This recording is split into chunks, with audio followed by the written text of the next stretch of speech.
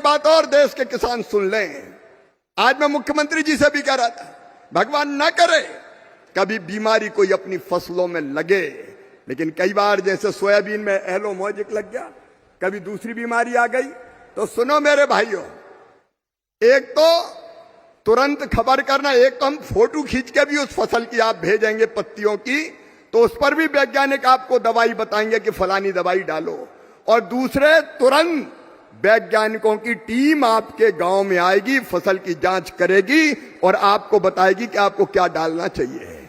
16,000 वैज्ञानिक अपने पास, वैज्ञानिक लैब में बैठे रहते थे, कभी लैंड पर नहीं गए, जमीन पर नहीं गए।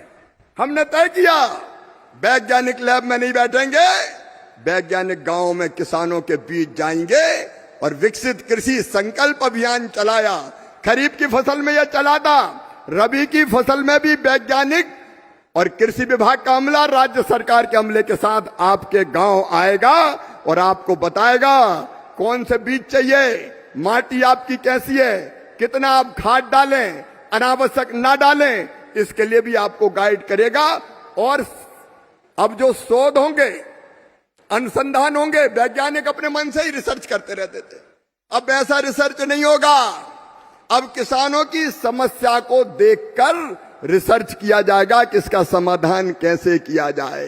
हमने वैज्ञानिकों से कहा है सोयाबीन का उत्पादन कब है, नए बीज बनाओ, उत्पादन क्यों नहीं बढ़ना चाहिए, 3-4 कुंटल पैदा होता है एक एकड़ में।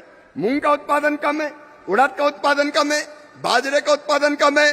हम अच्छे बीज बनाने में लगे हुए हैं और जल्दी सफलता प्राप्त करेंगे ताकि दुनिया का मुकाबला कर सकें।